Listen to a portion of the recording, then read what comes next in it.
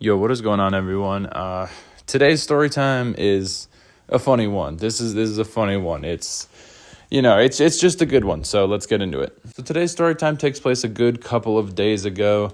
Not days. I'm an idiot. A couple of years ago, actually, not days.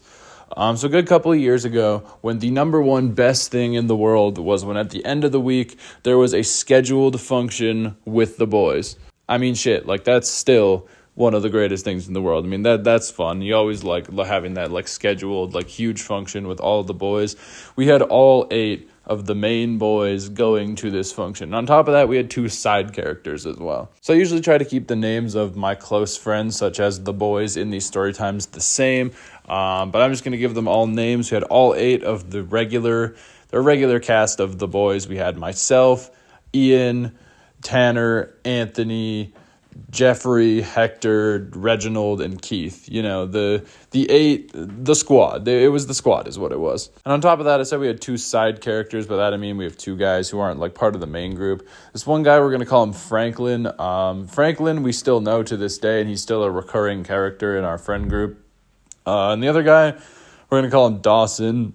He is not a recurring character in our friend group, but that's a different story for a different time. So anyways, on this particular day, all of us were going to be spending the night at our friend Keith's house. Now, Keith's house was always like the go-to place because he had this huge house, like borderline mansion, and his parents always were like perfectly chill with having us over.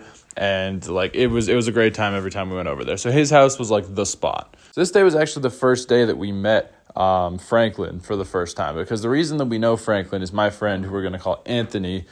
He knew Franklin like when he was younger and lived in a different town.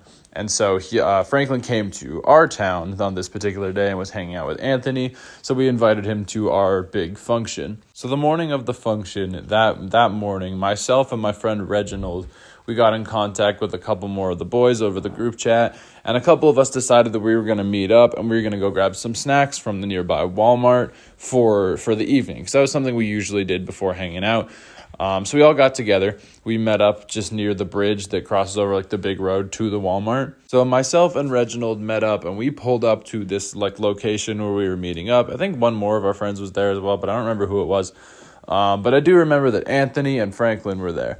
That was the first time that we met Franklin. You know, we dapped him up, said what's up, and that was that. And then we went on our way towards this Walmart. And like I said, there was this bridge like over the big road to get to the Walmart. And on our way towards the bridge, we found this shopping cart. So me being me, I hopped into this shopping cart and had Reginald push me up the bridge and just send me flying down the bridge. That sounds a lot worse than it is. But on the other side of the bridge, there's like a ramp up, and then the bridge crosses the road, and there's a ramp down.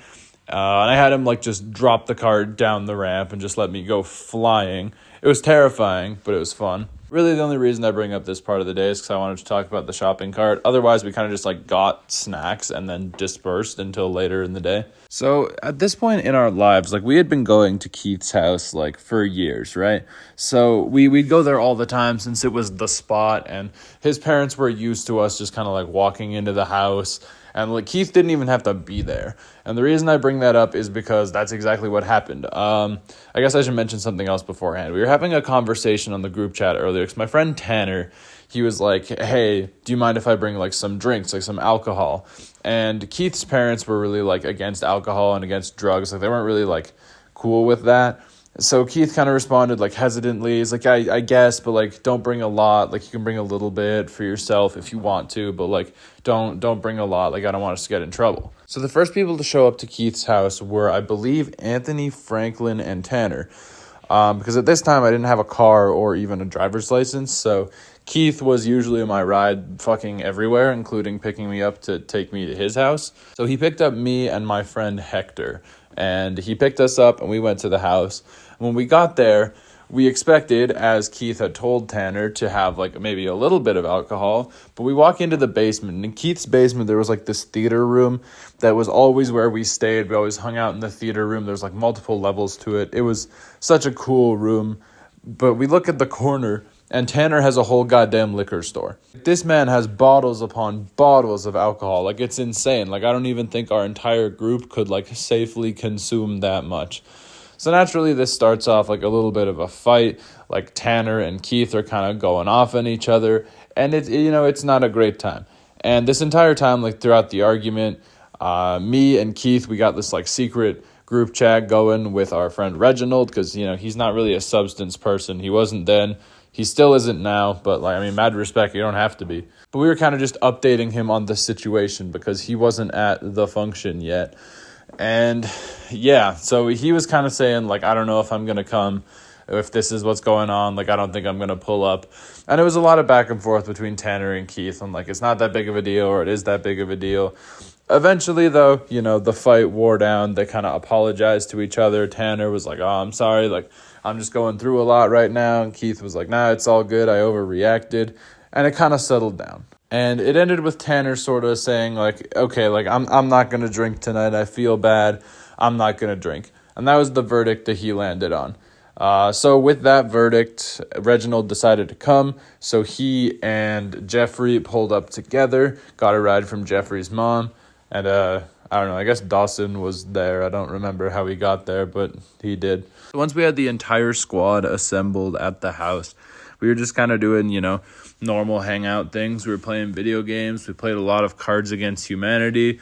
But eventually, things descended, and half the group was sauced. Now, I'm just going to mention right now, Jeffrey and Hector kind of didn't do anything for the rest of this story. They seem pretty irrelevant, so I'm probably not going to mention them again. There's only one instance of Hector making a cameo appearance later in this story. Basically, half the group got drunk, and the ones that remained sober were myself, Dawson, Keith, and Reginald. So some of us, mostly the drunk people, had decided that we wanted to go into the hot tub. So all the drunk people were like getting ready to go into the hot tub, like getting swimsuits on, all well. Keith and Reginald had to stop Anthony from stabbing a sleeping Hector with a fork. So that was nice. He didn't stab him with the fork, though, so that's good. So Keith, Reginald, and Dawson all decide to stay inside and watch the sleeping people. So I get the honor of watching all the drunk people in the hot tub. So I'm just chilling there with all these drunk people in the hot tub until fucking Franklin pulls out the Benjamin and they start, taking rips of that. So now not only are they all drunk, but they're getting crossed, which is so much fun to be the sober friend amongst four crossed people. That's lovely. We love that. And again, I don't remember exactly how everything played out, but I do remember we ended up exiting the hot tub, and I was just kind of chilling outside. So was everyone else. Keith and Reginald had come out to help me supervise, and I was just sitting on the swing set because there was like a whole ass forest behind Keith's house, and there was a swing set, and I was just kind of chilling on one of the swings. And as I do, Tanner comes up and tries to sit in the other swing, and I don't know how he did it. I really don't. But he tries to sit down in the other swing, and he just like kamikazes himself into like the fucking trees. Like he flies away. It's crazy. As I'm like laughing my ass off because Tanner has learned how to fly, fucking Anthony comes up next to me and he's like, "You're a good person." And I instinctually respond with, "No, I'm not." And he's like, "Okay, well, I still like being your friend." And then he walks away. The madness doesn't stop there. I keep sitting on my swing just trying to enjoy my evening. All while Dawson decides to climb onto the playground with Tanner and encourage his drunk ass to call a bunch of random people, which he does. We ended up calling this one girl that we knew from school. And he starts, saying some incomprehensible nonsense into her voicemail because she didn't answer the phone because it's like 2 a.m., and Dawson yells into the phone, "He thinks you're hot." And this man, Tanner, responds with, "Yes, but in the most friendly way," and hangs up the phone, stopping the voicemail. And this particular instance was followed with Tanner almost immediately vomiting. So at that point, myself, Keith, and Reginald, my fellow non-inebriated compatriots, because fuck Dawson, he wasn't helpful at all, the three of us rounded up everyone and took them back inside.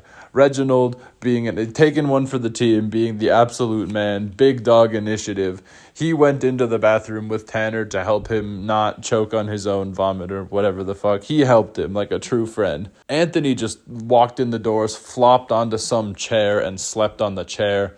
And then fucking Franklin took everything like a tank, and he just walked up to me as casual as can be and was like, "Yo, bro, I'm kind of tired. I'm going to go to bed. Have a good night." And I'm like, Yeah, dog, you too. The funniest part is this man took more drinks and more hits of the Benjamin than anyone else, but he was completely fine. So by this point, my man Ian is just running around, generally being an idiot, and as he's doing that, Keith and Reginald decide to take a little bit of a break, and they go upstairs to get themselves a nice drink of, like, I don't know, root beer or some shit. So they leave me with Ian. Now, Ian's the type of motherfucker that when he's drunk, he's just running everywhere, dog. And they were trying so hard to keep him in the basement and keep him from running upstairs. But I just let him do it, bro. I didn't care. He created an iconic run amongst our friend group. The Ian run it's fantastic. We love it. So I didn't give a fuck. I let him run. However, despite the fact that I gave him running privileges, on this particular evening, Ian commit a great atrocity that to this day I have not forgiven him for. I was sitting in a chair, tired from dealing with my inebriated friends. So I sat there, I busted open a bag of French onion sun chips. And I don't know if you guys have ever had those before, but they are fucking immaculate. And I was eating them, and here comes fuck-ass Ian. He walks up to me. He looks rather interested in the chips that I'm eating. He looks like a dog coming up to me, trying to nonchalantly ask me for my food. So, him being my friend, I gesture the bag towards him with the open part towards his face, hoping that he'll, like a civil person, reach his hand in and grab some chips and possibly thank me for my gift. But instead, he just slams his face into the bag, dumps them all on the floor, and does his stupid ass run away. And I swear I damn near cried. There's the 3 saddest days in a man's life. The day that your parents die, the day that your girlfriend leaves you because she realizes there's infinitely better than you, and number 1 is the day that your supposed best friend massacres your entire bag of chips. And to be perfectly honest with you, I don't remember a whole lot else that happened that evening. Those are just the highlights. So, yeah, I guess that's what happens when you get crossed with the boys, even though I didn't. But yeah, that does it for this story time. I hope you guys enjoyed it. Leave a like if you did. Subscribe if you're new. You all know the drill. You've probably heard that shit a million times. If there's a takeaway from this story there, though, if there's a message to remember, it's don't offer your drunk friends chips, especially the good kind, because you might regret it. Anyways, that's going to do it for me. Thanks for watching, you guys. I'll catch y'all on the next one. Later.